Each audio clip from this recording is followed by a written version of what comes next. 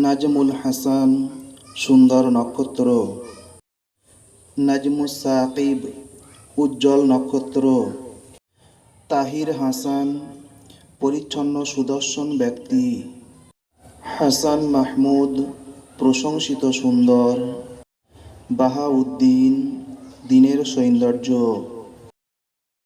ইমরান নাজির আল্লাহর শক্তি ও পর্যবেক্ষক। বুরহান উদ্দিন দিনের দলিল। তাসকিন শান্তি প্রদান। তাকরিম মর্যাদাবান। তাওহীদ একত্ববাদ।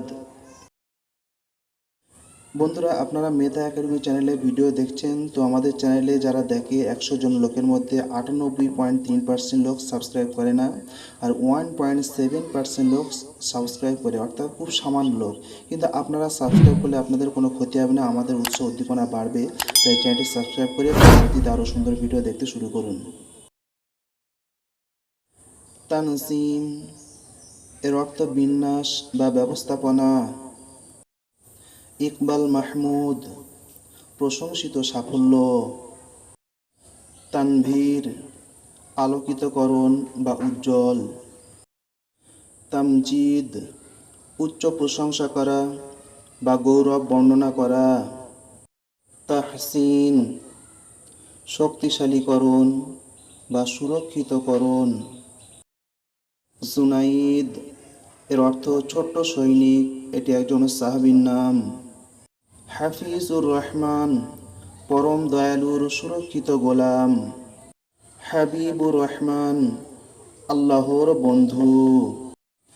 হাসিবুল ইসলাম ইসলামের অভিজাত ব্যক্তি।